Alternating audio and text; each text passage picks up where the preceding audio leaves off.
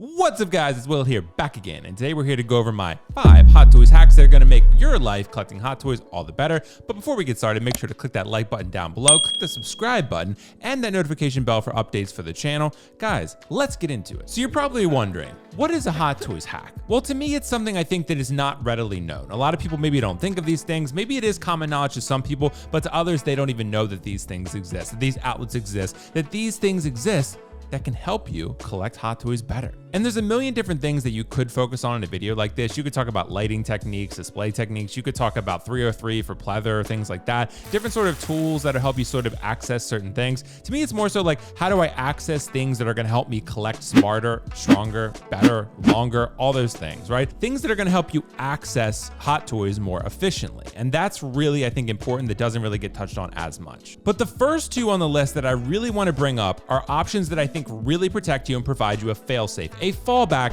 should things not go how you want them to go.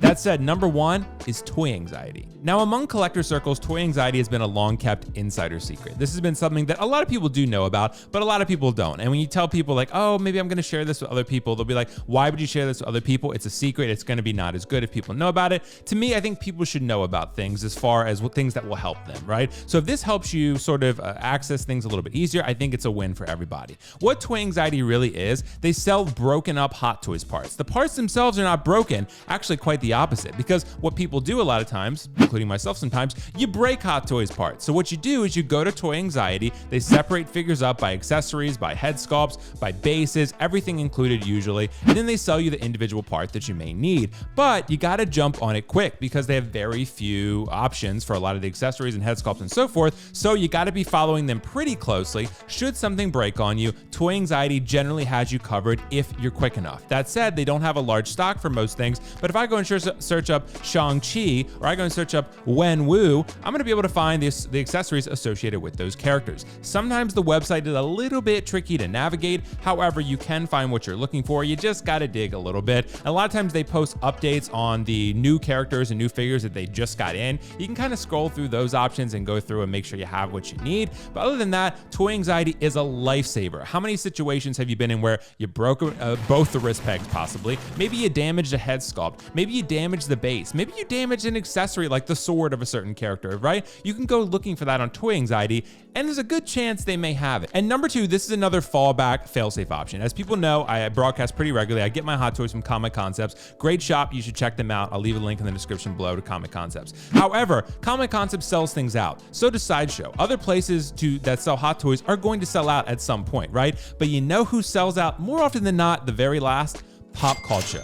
Pop Culture is actually a store located in Australia. They're an official distributor of Hot Toys, but they're in Australia. A lot of people don't even realize they exist in the United States, but they do exist. In fact, I have bought from them before, and I've always had good experiences. Yes, you're gonna wait a hell of a lot longer. However, more often than not, Pop Culture has figures that other places just simply don't have in stock. And more often than not, those figures are discounted, and even with shipping prices being relatively high, it's still pretty reasonable out the door. So really, Pop Culture is a super great fail-safe option, fallback option, because more often than not, they have the figure that you slept on, that you're looking for, and it's not marked up like other collectors may do because the items sell out and they have leverage, right? Pop Culture, no. A lot of times too, they have figures that have been sitting for a super long time, like Endgame Thanos or Infinity War Star-Lord, that are basically 50% off. The price of shipping is a little bit higher. Like I said, you might pay $40 to $50 for a Thanos for shipping, but you might pay $30 for a Star-Lord, something like that, because they're shipping it from Australia. They package it super well. This is a great fail-safe option. If you ever run into a situation where you're FOMOing and maybe you decide, okay, I really do need this figure, Pop Culture is where you would go. And number three, I'm gonna call this one, pay an NRD, pay yourself. And what do I mean by that? Really what I mean, an NRD, so if you're new to collecting, is a non-refundable deposit. Generally speaking, it tends to be about 10%. Some shops like Comic Concepts, it's 20%, right? It's a deposit that you put down indicating to the retailer that you are interested in the piece that you have signed up to pre-order, right? They're gonna place an order specifically for you because you have told them that you want to pre-order this product. Generally speaking, 95 times out of 100, you're not going to be able to get that deposit back if you try to cancel the order. So that's something to factor in. If they let you pay in full, I have done that before. Generally speaking, I don't recommend it. There is some risk associated with paying in full when you pay a shop in full. Say the shop goes out of business, right? Say the shop decides, you know what, I don't really want to do collecting anymore. And then you're out the money, right? Because they just maybe something happens to the owner, maybe there's a health issue, right? And the shop goes out of business. You might not get that refund back. It's very possible that you don't, but you can mitigate the risk by paying the NRD that is required up front. Then from there, what you do, you go ahead and put that money in a separate savings interest-bearing account.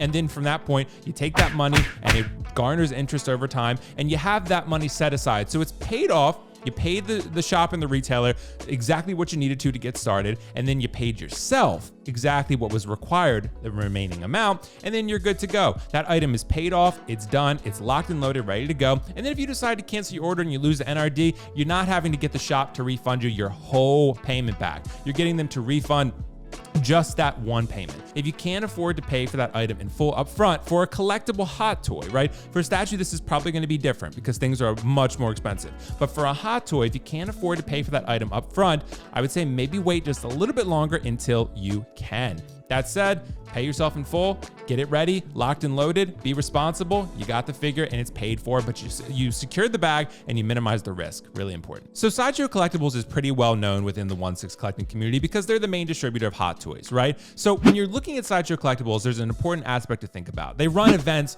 all the time. They run sort of Geeksgiving, they run sort of October, what's it called? Spooktacular, things like that, right? They run those events all the time. More often than not, if you sign up for those events, they give you $5, sometimes $10 in rewards simply for signing up for notifications related to the event, as far as sales, as far as live streams, as far as whatever. They give you free money just to sign up for the event. Take advantage of this. Take advantage of these free reward points. It's free money that you can then use to purchase hot toys or other collectibles on the website. Guys, you can reap the rewards for free. All you gotta do is sign up, follow those pages, follow the Instagram of Sideshow Collectibles, follow the Facebook, YouTube, whatever. They're gonna make these announcements. You wanna just follow those things. And a lot of times they have sort of exclusive items that will be offered that have been long sold out and other things like that. So you gotta follow these pages pretty closely. One thing about collecting that you're gonna find if you are new is that you gotta stay pretty engaged pretty regularly. You don't have to follow this thing with all of your heart at all times. You don't have to be crazy like the rest of us, but sometimes you can just follow things generally and casually and still reap the benefits. But you do got to pay attention, particularly if, you know, there's an exclusive drop like an artisan hot toy or something along those lines. You really want to pay attention to that. And if you're costing yourself free money by not paying attention,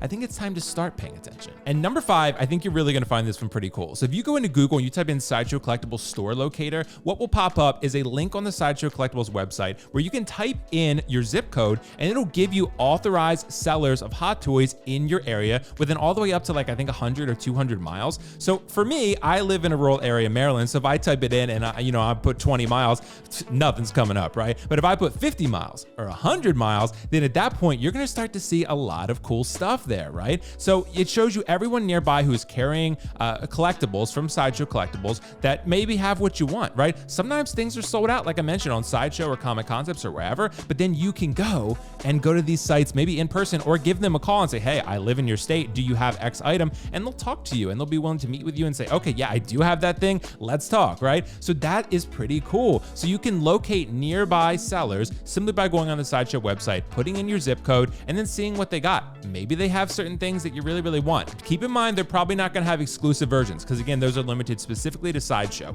So you're not going to have artisan edition figures. You're not going to have that Sideshow exclusive Darth Vader that you want, but they may have other things that you want, right? And you get to support a local business. So at the end of the day, that's pretty cool. And all you got to do is type in your zip code and then you're good to go. All right, guys. So those are my 5 Hot Toys hacks. Make sure to let me know your Hot Toys hacks in the comments below. I'm sure there are plenty more that I missed over, that I skimmed over, but those are 5 essential ones, particularly financial related, that help your purchasing decisions. So really, I highly recommend you give those a try. I think it's going to make your collecting all the better. That said, guys, make sure to subscribe to the channel down below for more content like this. Hit the like button. And of course, again, turn on that bell notification for subscription information about uploaded videos and things like that. Guys, thank you so much. I will catch you in the next video. Peace out. Bye. Say bye. Bye.